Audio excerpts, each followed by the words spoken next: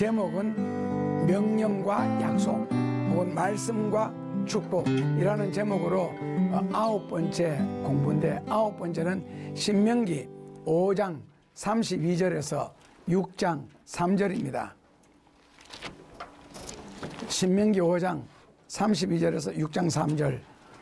자, 신명기 5장 32절에서 6장 3절입니다. 같이 봉독하겠습니다.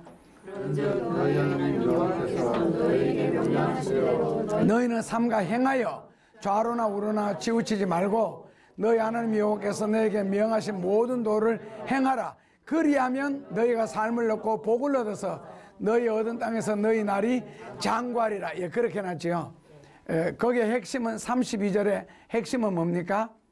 좌로나 우로나 치우치지 말고 했을 때, 그 좌로나 우로나 할 때, 그 좌로나 우로나 그라는 말은 어떤 목적이 뚜렷하게 있는데 그 목적을 향하여서 나아가는 길에, 그러니까 어떤 목적이라는 것이 여기에 뚜렷하게 있는데, 여기에서 내가 가는 길에 좌우로 치우치지 말라. 이쪽으로 빠졌다가 다시 이쪽으로 빠졌다가 이런 짓 하지 마라. 그러니까 연애를 한다면은 한 남자가 한 여자만 바라보고 계속 사랑을 해야지 곁눈질 하지 마라. 그것을 조금 문학적으로 표현하면 뭐라고요? 가치관이 바뀌지 말라는 겁니다. 자, 그렇다면 무슨 가치관 했을 때 우리가 목표로 목적으로 향하여 나아가는 곳이 누굽니까? 그렇죠. 하나님이죠. 그러니까 하나님을 믿었으면 하나님만 믿어야 되는데 여기 갔다가 저기 갔다가 그런 짓을 하지 말라는 거죠. 우상을 숨기지 마라. 첫째로는 그런 뜻이 있고, 둘째로는 가치관이 바뀌지 말라는 것은 하나님 중심, 그 다음에는 어떤 면에서 진리 중심이 되었다가, 다른 말로는 이제 진리 중심이 되었다가, 이것은 영적으로 신앙적으로만이 이건 가능한 건데, 여기에서 뭐로 바뀌지 마라? 세상 중심이 되거나 물질 중심이 되지 말라는 뜻입니다. 끝까지 하나님 제1주의, 끝까지 진리 중심, 이런 식으로 살아야 되지, 어떤 돈으로 인생관이 바뀐다든지 세상 중심으로 명예 중심으로 가치관이 절대로 바뀌지 마라. 더 다른 말로 바꾸면 이 진리 중심에서 인간 중심이 되지 마라. 그러는 말을 뭐라고요? 좌로나 우로나 치우치지 말라라고 표현을 했습니다. 절대로. 그러니까 철저하게 하나님 중심, 진리 중심이 되어야 되지, 세상 중심, 인간 중심으로 가치관이 바뀐다면은 그러면 하나님도 바뀐다. 그래서 좌로나 우로나 치우치지 마라 그러는 말은 뭐라고요? 균형을 잃지 마라. 혹은 바뀌지 마라. never. 균형을 잃지 마라. 그래서 우리가 어떠한 환경, 어떠한 위치에 있든지 간에 항상 하나님 중심, 말씀 중심만 딱 되어 있으면은요, 약간은 삐뚤빼뚤 할 수 있겠지만은 크게 벗어나지는 않습니다. 벗어나지 마라. 즉, 균형을 잃지 마라는 뜻입니다. 그리고 32절에 너희 삶과 좌우로 치우치지 말고 너희 하나님 여호와께서 너희에게 명하신 모든 도를 행하라. 그리하면 복을 얻어서 너희가 얻은 땅에서 너희 날이 장구하리라. 그러니까 결국 삶의 중심은 뭐예요? 하나님의 말씀 혹은 하나님. 거기에서만 크게 치우치지 않는다면 인간이기 때문에 삐뚤빼뚤은 성경에 다 완벽하게 살 수 없다는 것을 인정해 주시니까요. 삐뚤빼뚤. 그래서 복을 얻어서 그라는 말은요, 일이 잘 되어 간다. 일이 잘 되어 간다는 이 단어가 복이라는 뜻입니다. 성경의 복이라는 뜻은 그 히브리어에서는 굉장히 다양한 뜻이 많은데, 오늘 본문에서는 너가 하는 일이 잘 되어 간다. 구약에는 신앙의 보상으로서 세상적인 것을 하나님이 주셨거든요. 구약에서는 인간적인 것, 그러니까 그 모든 것이 잘 되어 간다. 이것이 하나님의 말씀에 주어진 약속, 9번째 신명기 5장 32절입니다. 6장 1절에서 3절도 같은 내용이 반복됩니다. 핵심은요, 좌우로 치우치지 마라. 치우치지 않는 방법은 목적이 뭐라고요? 표적이 하나님의 말씀. 그리하면 너희가 하는 일이 잘 된다는 뜻입니다. 그리고 이제 10번째 말씀은 요한복음 21장 6절입니다. 무척 눈에 귀에 익은 구절입니다. 요한복음 21장 6절입니다. 같이 보시면은요, 6절입니다. 가라사대 그 물을 배 오른편에 던지라 그리하면 얻으리라 하신데 이에 던졌더니 고기가 많아 그 물을 들 수가 없더라. 그 물을 던져라. 깊은 데로 가서 배 오른편에 그 물을 던져라. 이게 무슨 말씀이에요? 그 물을 던져라가 이거는 그렇죠, 명령입니다. 바로 하나님의 명령입니다. 그런데 이것을 이제 베드로가 들었습니다. 오늘 우리가 듣고 던졌더니 이 던졌더니는 누가요? 진리를 들은 사람, 바로 우리가. 이거는 내가, 우리가, 나 어쩌 쓸게요. 내가, 우리가 던졌더니 그 다음 뭐라고요? 많이 잡혔더라. 많이 잡혔더라. 결국 순서대로 따지면은 그물을 던져라. 그라는 말은 하나님의 말씀, 즉 우리에게 내려진 명령, 진리의 명령입니다. 주의를 거룩하게 지켜라. 11조를 드려라. 범사에 감사해라. 쉬지 말고 기도해라. 항상 기뻐해라. 겸손해라. 베풀어라. 이런 것들이 다 뭡니까? 진리의 명령이죠. 그 명령을 결국 우리가 듣는데 들었을 때 제일 중요한 것은 뭐라고요? 순종하였더니 그 다음에는 뭐라고요? 결과가 많이 잡혔더라. 왜 결과가 많이 잡혔어요? 많이 잡혔더라는 여기 뭡니까? 고기잖아요. 지금 고기니까 잡히겠죠. 만약에 세상 일 같으면은 하는 일이 잘 되었더라, 혹은 형통하였더라, 혹은 복을 받았더라, 이렇게 되겠죠. 자, 이것을 다시 역으로 뒤집으면은요, 그물을 안 던졌더니, 그 다음에는 안 던졌더니, 그물을 안 던졌더니 고기를 못 잡았더라. 그렇죠. 그렇다면 내가 고기를 못 잡았어. 그러면 그 바다 속에 들어있는 물고기가 없어지겠죠. 내가 못 잡았으니까. 많이 잡혔더라. 이거는 결국 바다 속인데, 여기에는 그 시편에 보면 하나님의 수많은 축복들, 복의 파편들이 가득 차 있습니다. 바다에는 여러 가지 각도에서, 심지어는 바다에 원유도 들어있고 광석도 들어있고, 그 다음에 고기들도 다 들어있고, 그 고기도 비싼 고기보다 다양한 물고기들이 들어있는데, 바다에는 하나님의 축복, 하나님의 은혜, 하나님의 능력이 가득 들어있습니다. 그런데 이것을 그물을 던져야 잡습니다. 만약에 내가 그물을 안 던지고 배 오른편에 가서 그물을 던져라는 소리를 50년 동안 이 설교를 들었다. 그런데 내가 한 번도 안 던졌다. 그러면은 하나님의 엄청나고 수많은 축복들이 바다에 간직된 채로 뭐라고요? 세월만 50년이 흐르는 거예요. 결국 50년 듣고 실천 안 하나, 처음 듣고 순종하나. 신앙은 뭐라고요? 순종하는 자의 것이고 축복은 실천하는 자의 것이지 듣고 많이 아는 자의 것이 아니라는 겁니다. 그러니까 바다 속에 들어있는 그 수많은 은혜와 축복들이 베드로는 첫 설교 듣고 순종했다가 엄청나게 잡았지요. 수없이 잡았지요. 자기 배에만 채운 게 아니고 다른 배까지 가득 채웠지요. 결국 진리는요, 순종하는 자의 것이 아니냐. 하나님이 우리에게 수없이 말씀하시는 이유도 순종하는 자를 위하여 진리는 있는 것이지 불순종하는 자를 위하여 있는 것이 절대로 아니고, 그 다음에는 말씀을 듣기만 위하여 있는 것이 절대로 아니다.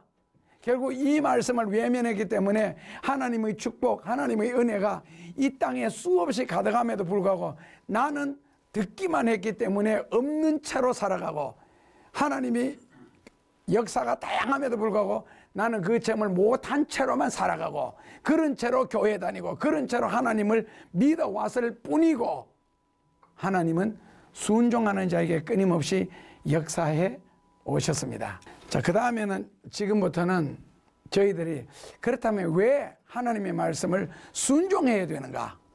물론 지금까지 명령과 약속 중에서도 충분하게 그 답을 얻었습니다만은, 그러나 이런 각도에서 성경은 새롭게 쓰여졌습니다. 바로 12가지로요. 말씀을 순종해야 할 이유를 성경에서 찾았습니다. 그렇다면 왜 순종해야 되는가? 첫째로는 마태복음 19장 17절을 보시면 됩니다. 성경은요, 배우고 당연하게 즐겨야 되는데, 즐기고 배우는 거 다 좋은데 결론은 뭐예요? 순종하였더라. 베드로가 지금까지 어쩌고 저쩌고 의심해도 좋고 불평해도 좋고 다 좋은데 결론은요, 순종하였더라. 그러니까 결국에는 결과를 얻게 되거든요. 그러니까 결론에 가서는 순종했더라가 진리를 완성하는 겁니다. 의심했던 것도 순종하자마자 딱 그 의심을 풀어주잖아요. 뭐를 통해서요? 결과를 통해서. 고기를 많이 잡았더라 하니까 그동안에 낮이라서 안 잡힌다, 거기에는 고기 없다, 깊은 데는 특히 없다, 숲을 속에 들어가기 때문에 얕은 곳에 있다, 이런 모든 고정관념, 그리고 자기가 경험했던 경험적인 지식들, 이거 다 필요 없는 거예요. 뭐 앞에서는요? 예, 진리 앞에서 필요 없고, 둘째로는 순종이 그 모든 것들을 다 깨뜨려주고 하나님 중심으로 서도록 딱 만들어주는 거예요. 그래서 진리를 순종해 본 사람과 머리로 아는 사람의 큰 차이점입니다. 그게 바로 체험과 이론의 차이점이죠. 그래서 욥도 하나님의 축복을 욥기 42장에서 한없이 받잖아요. 그래놓고 그때 고백하는 말이 욥기 42장 2절부터 5절까지 보면은, 내가 지금까지는 하나님의 말씀을 듣기만 하였고 성경 말씀을 읽기만 하였는데 이 체험을 하고 보니 하나님이 살아계심을 내가 눈으로 보고 손으로 만지나이다. 체험하고 나니까. 그래서 이론 중심의 신앙이 체험 중심의 신앙으로 바뀌어지는 거고, 그 체험 중심의 신앙은 진리 중심으로 돌아오게 되어 있습니다. 왜? 말씀을 순종해서 결과를 얻기 때문에. 그래서 결국에는 말씀 중심이 되고, 그 다음에 더 큰 결과는 그 말씀을 하신 하나님 중심이 됩니다. 그래서 신본주의가 될 수밖에 없습니다. 결국 신앙생활 할수록. 여러분들의 평생에 이 말씀은 꼭 기억했다가 이 말씀을 순종해야 하나님의 귀한 역사, 그 성경에 감추어진 수많은 축복들, 예비해 놓으신 수많은 은혜들을 누릴 수가 있습니다. 누리는 것도 복입니다. 그러니까 아시죠? 결론은 순종입니다. 진리의 결론입니다. 자, 마태복음 19장 17절에서는 뭐라고 해놨습니까? 같이 읽어보시면요. 예수께서 가라사대 어찌하여 선한 일을 내게 묻느냐? 선한 이는 오직 한 분이시니라. 너가 생명에 들어가려면 계명을 지켜라. 그러니까 예수님이 왜 이 말씀을 하시느냐? 이유는 16절에 있네요. 어떤 사람이 주께 와서 가로되 선생님이여, 내가 무슨 선한 일을 하여야 영생을 얻으리까? 무슨 선한 일을 하여야 영생을 얻으리까? 결국에는 무슨 선한, 이 말을 누가 해요? 어떤 부자가 와서 영생의 조건을 이야기하는 거죠. 어떤 부자가 와서 영생의 조건이 뭐냐? 그러니까 이 사람은 뭐라고 생각해서요? 선한 일이라는 거죠. 영생의 조건이 선한 일. 그래서 결국 사람은 바르게 살아야 된다, 선하게 살아야 된다, 착하게 살아야 된다 하는 인간적인 생각에서 영생의 조건을 질문했습니다. 인간적인 생각에서 영생의 질문을 예수님께 제시하자 예수님도 그 사람 수준에 맞추어서 대답을 하셨죠. 그러니까 무슨 말씀을 하셨어요? 계명을 지켜라 그랬습니다. 계명을 지켜라. 왜? 이 사람 수준에는 지금 계명 정도밖에 모르니까 영적인 이야기도 모릅니다. 이 사람하고 같은 레벨에 있었던 사람이 누구냐면은 요한복음 3장 1절에서 8절까지 나오는 니고데모. 그 당시 율법사지요. 율법사도 내가 어떻게 해야 영생을 얻으리까 하니까 예수님이 뭐라고 하셨어요? 율법사고 예루살렘의 72명의 장로 중에 6번째 높은 사람이거든. 이 정도 되니까 예수님이 영적이라 한마디 딱 하셨죠. 너가 영생에 들어가려면은 불과 성령으로 세례받고 물과 성령으로 거듭나라. 거듭나라. 그게 우리말로 바꾸면 뭐라고요? 예, 중생해라. 이게 이제 거듭나라잖아요. 이 말을 하니까 그 율법사 니고데모가 뭐라고 대답해요? 내가 엄마 뱃속에서 한번 태어났는데 어떻게 다시 엄마 뱃속에 들어갔다가 다시 나올 수가 있느냐? 자궁지향적으로 대답했죠. 결국 이거는 뭐예요? 자궁지향적인 대답은요. 다시 태어나라 그러니까 엄마 뱃속에 들어갔다가 나와야 되는 식으로 착각을 한 거예요. 이게 바로 뭐라고요? 인간적인 생각이라는 겁니다. 이런 것이 인간적인 생각. 예수님은 영적으로 말씀하셨잖아요. From heaven, 하나님으로부터 거듭나야 되는데 이 사람은 엄마 자궁 속에 들어갔다 나오는 걸로 이야기하거든요. 왜냐하면 그것까지 생각할 수밖에 없었고 그것이 율법사의 한계였기 때문에 그렇습니다. 예수님은 지금 영적으로 말씀하고 있는데 이 부자 청년도 마찬가지입니다. 어떻게 하여야 영생을 얻으리까? 예수님이 계명을 지켜라. 왜? 계명 이상 영적으로 만약에 이 말씀을 하면은 부자 못 알아듣습니다.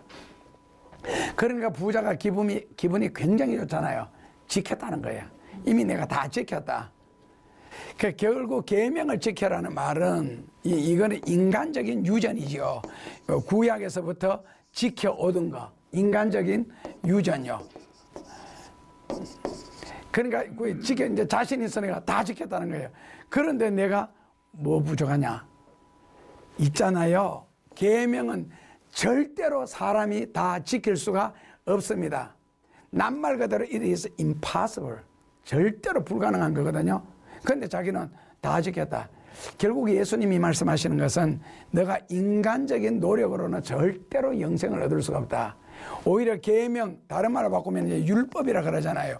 율법이 하는 일이 뭐냐? 너는 죄인이다.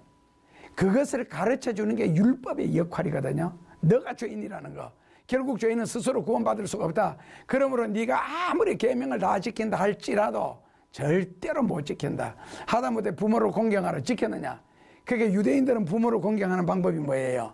예배 시간에 코르반, 제물을 드리는 것은 곧 부모님한테 드리는 것이다 해서 막상 진짜 육신적인 부모에게는 그런 그 예를 덜 갖추고 그리고 영적인 부모 그리고 정신적인 부모에게도 안 지키는 거예요. 그런데 유대인들은 다 지켰다고 생각하는 거예요.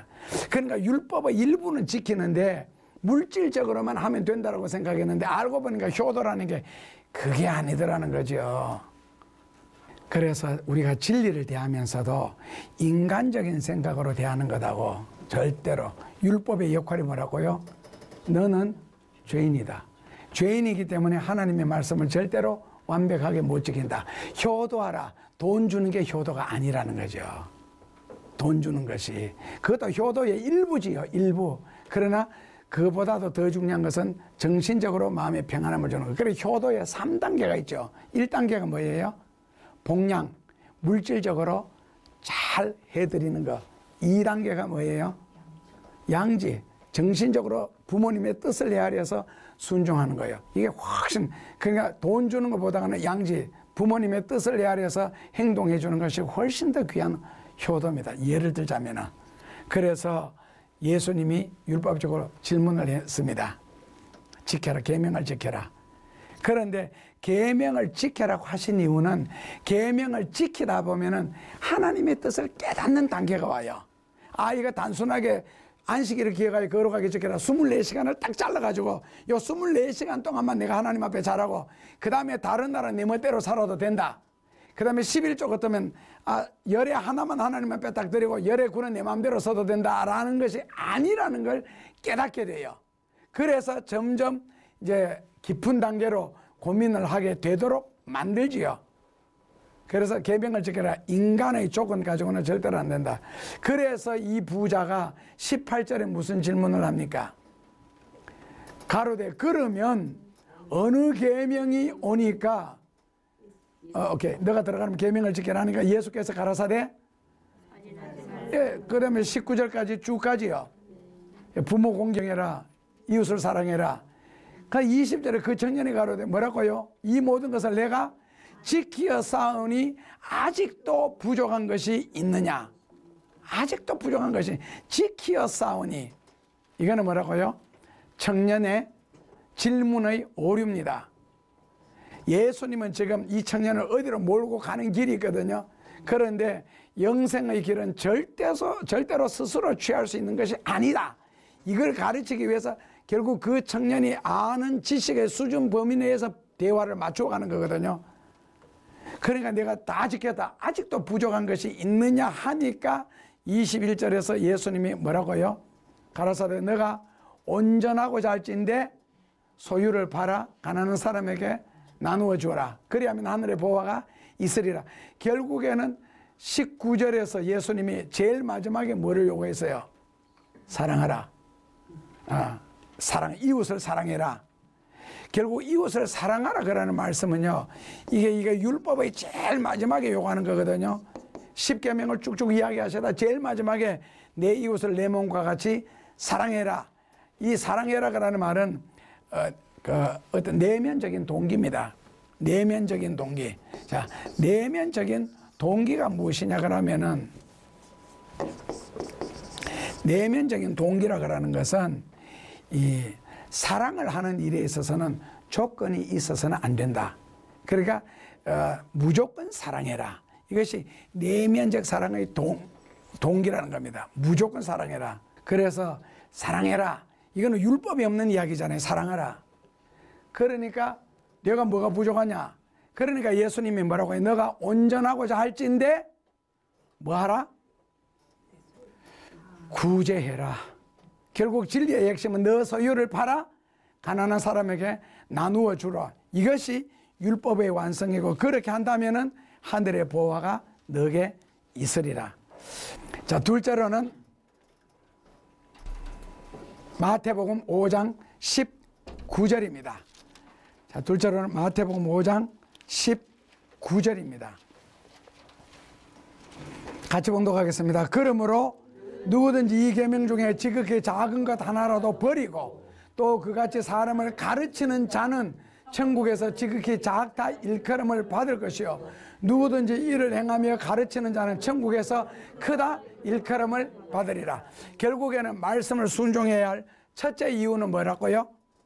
영생의 조건. 다르게 말하면 인간적인 노력으로는 절대로 영생할 수가 없다. 그러나 너가 완전한 자가 되기 위해서는, 완성되기 위해서는 뭐 해야 된다? 구제하라. 결국에는 남을 도와주는 것이 진리의 마지막이라는 뜻입니다.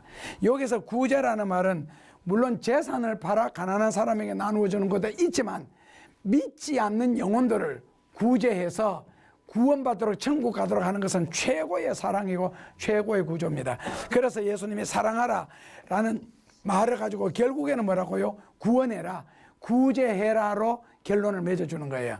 이것이 영생의 조건이라는 겁니다. 그 다음에 두 번째로 가서 하나님의 말씀을 순종해야 할 이유는요, 천국에서 크다 일컬음을 받기 위해서는요. 여기서 크다라는 말은 단순하게 높다라는 말만 아니고 넓다, 그 다음에 명예, 그 다음에 물질적인 축복, 상급, 각종 각도에서 크다, 천국에서 그러는 뜻입니다. 그래서 너희가 율법의 작은 것, 계명 중에 지극히 작은 것, 그러니까 계명 중에서 크다, 작다, 계명 중에서 크다, 작다, 하나님의 계명 중에서 큰 계명과 작은 계명이 있겠어요, 없겠어요? 없는데 왜 계명 중에서 지극히 작은 것 하나라도 버리고 왜 작다 크다라고 예수님이 표현했겠어요? 하나님 생각하기에 클 수 있고 작을 수 있기 때문에. 그건 왜 그러냐면은 사람들이 성경을 대할 때 자기에게 맞는 말씀, 자기가 딱 보고 은혜 받은 말씀 있잖아요. 요거는 큰 말씀이 되고, 이 정도는 뭐 하는 것은 작은 말씀이 되거든요. 그러니까 예수님이 여기서 가르치고 싶은 것은 계명 중에, 계명은 다른 말로는 신약적인 용어로 바꾸면은 말씀이잖아요. 진리 중에는 절대로 큰 진리, 작은 진리가 없다는 겁니다. 이것을 다른 말로 바꾸면은 성경은 낱말 그대로 명령인데 하라 하지 마라. 결과는요, 축복과 저주로 맺어지죠. 결국에는 하라 하는 것을 하면 축복이 되고, 하라 하는 것을 안 하면은 저주가 되고, 하지 마라 그러는 것을 하게 되면은 저주가 되고, 하지 마라는 것을 안 하게 되면 축복이 되거든요. 그래서 결국 진리는 크다 작다가 결국 명령인데, 이 하나님의 말씀 중에는 더 큰 진리, 더 작은 진리가 없다는 겁니다. 더 귀한 진리, 이거는 좀 천한 진리, 아웃사이더로 내보내도 괜찮은 진리, 그런 것 자체가 없다는 뜻이에요. 그래서 결론은 무엇이냐? 말씀을 골라가며 순종할 때에, 말씀을 골라가면서 순종을 하게 되면은 천국에서 지극히 초라한 자가 된다는 뜻입니다. 하나님 나라에서 비참한 자가 된다. 그래서 절대로 말씀 중에는 골라서 순종할 말씀이 없다는 뜻입니다. 왜냐하면 성경에는 축복의 말씀이 있고 저주의 말씀도 있습니다. 하다못해 신명기 28장에 보면은 축복의 말씀은 몇 가지가 있죠? 28가지가 있고 저주의 말씀은 98가지가 있습니다. 신명기 28장 한 장 속에 축복은 28개, 저주는 98개가 있는데, 이 축복의 말씀을 통하여서도 이스라엘 백성들은 저주를 받았고, 저주의 말씀을 통하여서도 이스라엘 백성들은 축복을 받았습니다. 그래서 축복을 선포하는 산이 다르고 저주를 선포하는 산이 달랐죠. 축복을 선포하는 산은 그리신산, 저주를 선포하는 산은 에발산이었습니다. 그 산 자체도, 설교 자체가 다른 거예요, 양산에서. 그런데 이 저주를 선포하는 에발산에서는 보면은 하지 말합니다, 전부 다. 그런데 이스라엘 백성들이 행하다가 저주를 받는 거고, 축복을 선포한 그리심산에서는 하랍니다. 그런데 안 하다가 저주를 받게 되거든요. 그러니까 진리는 똑같은데 내가 향하는 자세, 결국 하나님의 말씀을 들을 때에 하나님의 말씀으로 받아들이고 그 말씀을 순종하면은 저주의 말씀을 통하여서도 나는 뭐를 받을 수 있다고요?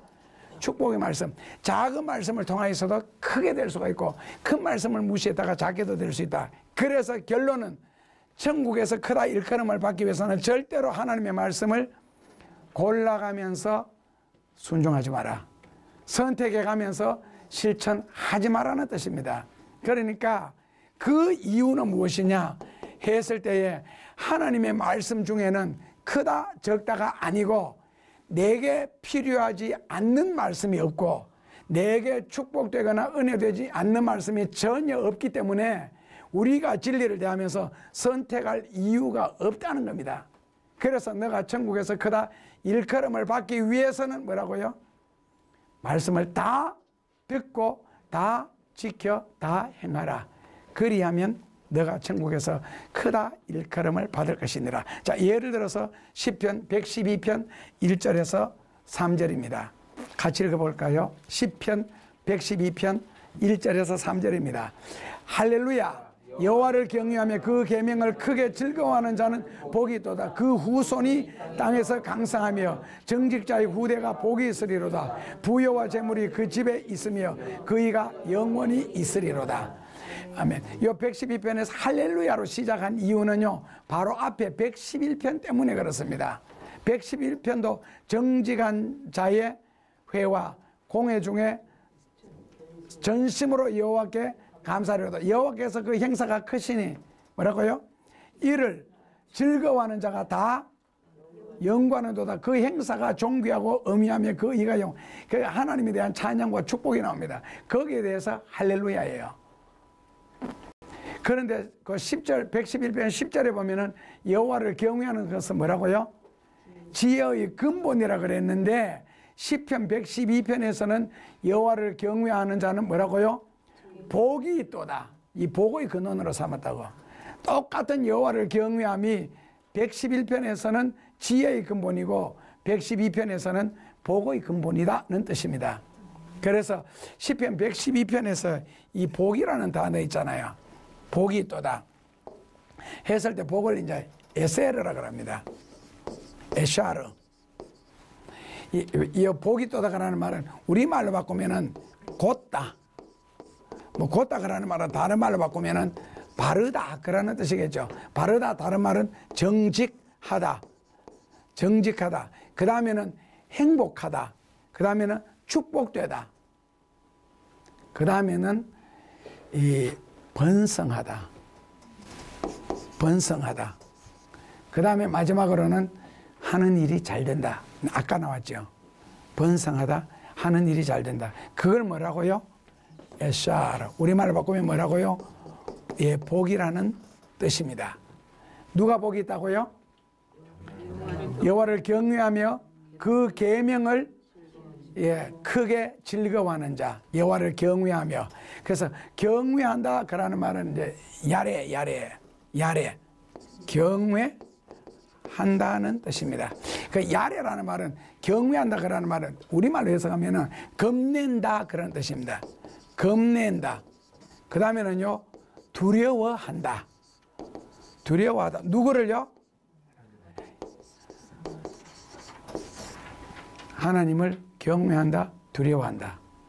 정말 하나님이 무서우면은요 예배 시간에 지각 안 하죠. 무서우면은. 그러니까 지각해도 괜찮다. 그거는 겁이 없는 상태죠. 그래서 신을 두려워하면은 그 다음에 자동으로 따라오는 게 뭐라고 해요? 계명을 지킬 수가 있습니다. 계명을 즐거워한다 그러는데 이제 두려워한다. 계명을 즐거워한다. 자, 두려워한다. 계명을 즐거워한다. 즐거워한다는 말은요 기꺼이 하는 거죠. 기꺼이 하나님의 말씀을 즐거워한다. 즉 기뻐한다. 그리고 말씀에 대해서 만족해야 한다. 그러니까 진리를 한마디 깨달을 때마다 기뻐해야 되고 만족해야 되고, 그 다음에 가장 중요한 그 즐거워한다는 원어에 가까운 뜻은요 내 마음의 중심이 진리에 기울여져 있다. 내 마음의 중심이 하나님께 기울여져 있다. 자본주의 사회에서는 어디에 기울여져 있어요?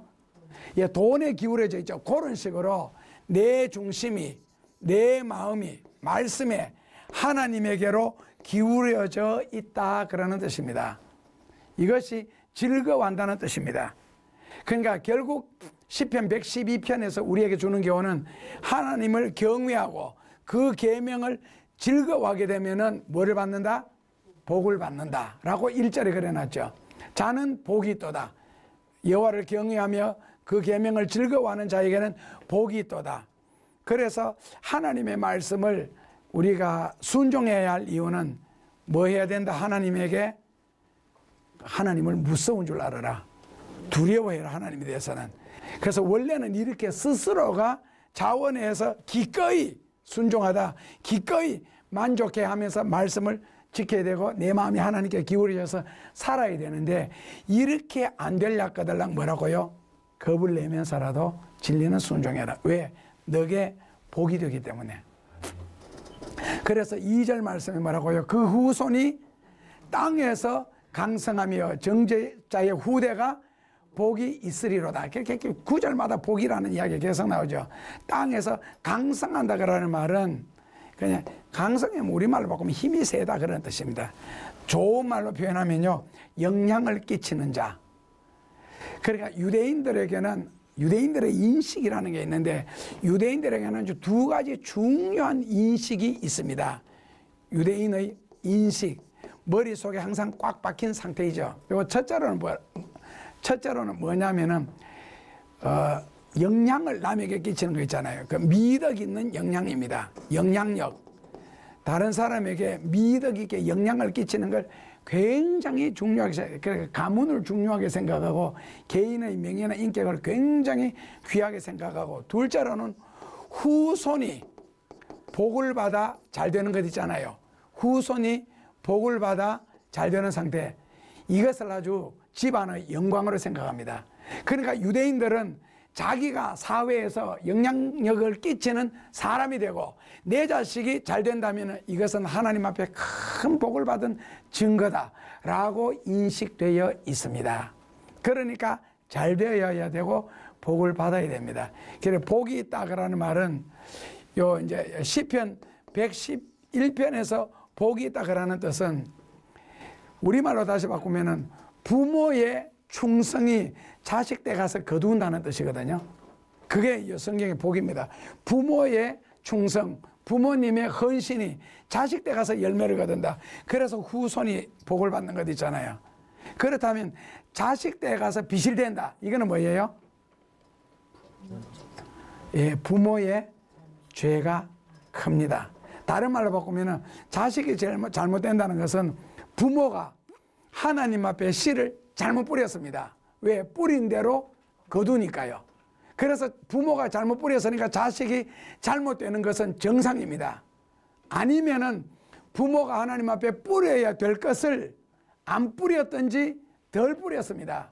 그래서 잘 안 되는 겁니다. 그 다음에 마지막 3절에 보면은요, 부요와 재물이 그 집에 있으며 의가 영원한 것처럼 그 축복도 영원히 있으리로다. 여기서 부요와 재물이라는 단어 나오는데요, 부요와 재물.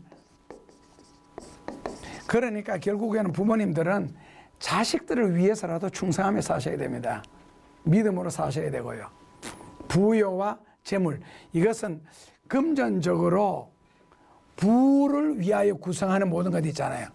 부를 구성하는 모든 요소들, 물질적인 풍요로움, 이 부요와 재물은요, 물질적인 풍요로움입니다. 이 구약이니까요. 물질적인 풍요로움. 그러니까 물질적으로 풍요롭기 위해서 물질적으로 풍요로움을 구성하는 요소들이 있잖아요. 요즘 말로 바꾸면 만약에 사업을 한다, 그러면 구성 요소가 뭡니까? 풍요롭게 되기 위해서는 사업이 잘 돼야 되죠. 사업이 잘 되기 위해서는요, 인간관계부터 시작해서, 그리고 어떤 사업을 시작했을 때 진행 과정, 그 다음에 거기에서 각종 사건, 사고 안 생기는 것부터 좋은 결말 되기까지, 그 다음에 연속해서 잘 되는 이런 모든 것들 구성하는 요소, 그게 뭐라고 성경에는 부요와 재물이다. 그리고 그 의가 영원히 있으리로 되어 있죠. 하나님이 영원하신 것처럼 하나님의 축복도 영원한데, 다만 여호와를 경외하며 그 계명을 크게 즐거워하는 자에게는 하나님의 축복도, 개인의 축복도 뭐라고요? 영원하다는 뜻입니다. 개인의 축복도 영원하다. 왜? 하나님이 영원하시기 때문에. 그래서 내가 믿음으로 바르게 산다면 나도 영향력을 끼치는 사람들 뿐만 아니라 후손도 복을 받고 잘 된다는 뜻입니다. 다음 주에 계속하도록 하겠습니다.